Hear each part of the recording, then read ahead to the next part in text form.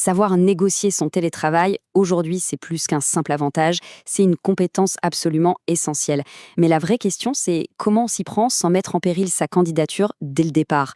Allez, on va décortiquer ensemble la stratégie qui fonctionne à tous les coups. Ah, cette phrase, elle est volontairement percutante, non?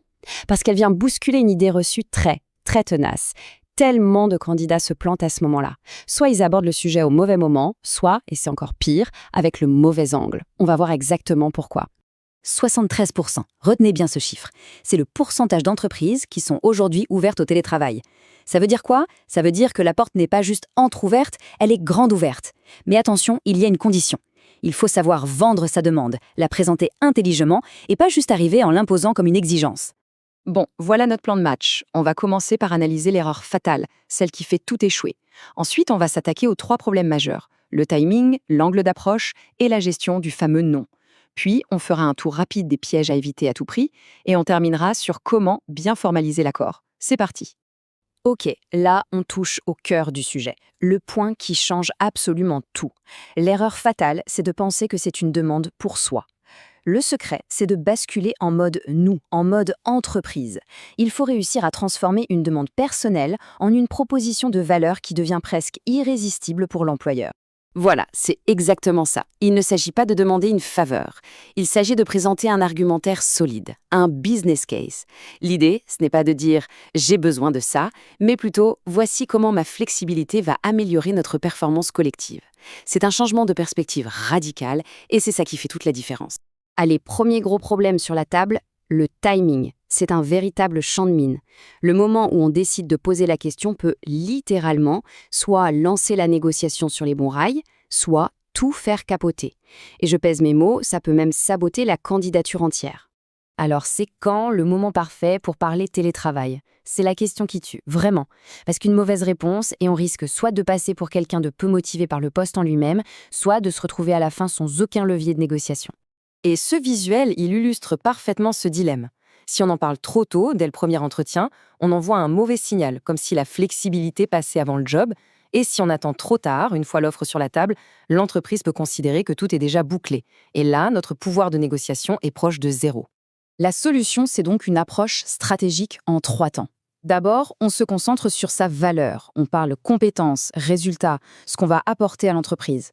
Ensuite, phase de test. On pose des questions subtiles sur la culture, l'organisation du travail, pour sentir le terrain. Et ce n'est que dans les entretiens plus avancés, une fois qu'on a bien senti l'intérêt de l'entreprise, qu'on peut enfin présenter sa proposition de manière structurée. Ok, le timing est maîtrisé. Passons au deuxième problème, l'angle d'approche. On peut avoir le meilleur timing du monde, si on arrive avec les mauvais arguments, la réponse sera non. C'est quasi certain.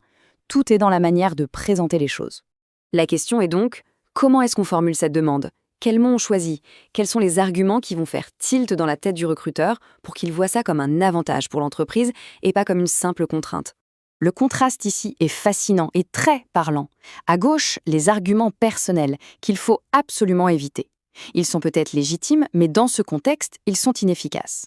À droite, l'angle professionnel. Là, on ne parle plus de ses propres besoins, mais de performance, de concentration, de qualité de travail. Bref, on parle le langage de l'entreprise. La stratégie est donc limpide. 1. On anticipe les objections. La productivité, l'intégration, on sait que ça les inquiète. 2. On transforme ces craintes en bénéfices. Plus de concentration, ça veut dire un travail de meilleure qualité. Et 3. L'argument massu. On propose une période d'essai. Ça désamorce les peurs et ça montre qu'on est un partenaire de confiance. Et si, malgré toute cette belle préparation, la première réponse, c'est non, c'est le 3e gros défi. C'est là que la plupart des gens abandonnent, alors que souvent, c'est justement là que la vraie négociation commence. Alors, que fait-on quand on se prend un non? C'est un moment de vérité. La réaction instinctive, c'est de se braquer ou de laisser tomber. Mais la réaction stratégique, c'est de considérer ce non, non pas comme un mur, mais comme une invitation à creuser plus loin. Et voilà toute la différence. La réaction inefficace, c'est l'ultimatum du « c'est ça ou rien » ou le silence radio. La réaction stratégique, c'est la curiosité. C'est de dire « d'accord, je comprends. Pourriez-vous m'en dire un peu plus sur vos préoccupations ?» Rien que cette question, ça ouvre la porte à la discussion sur des alternatives, comme un mode hybride par exemple. Donc la démarche, c'est d'abord de comprendre les vraies raisons derrière le refus. Une fois qu'on a identifié la source de l'inquiétude, on peut proposer des solutions sur mesure, Peut-être un mode hybride, quelques jours par mois, ou tout simplement un rendez-vous pour réévaluer la situation après la période d'essai. On montre qu'on est flexible et orienté solution. Allez, on fait une petite pause rapide, mais c'est une section vitale.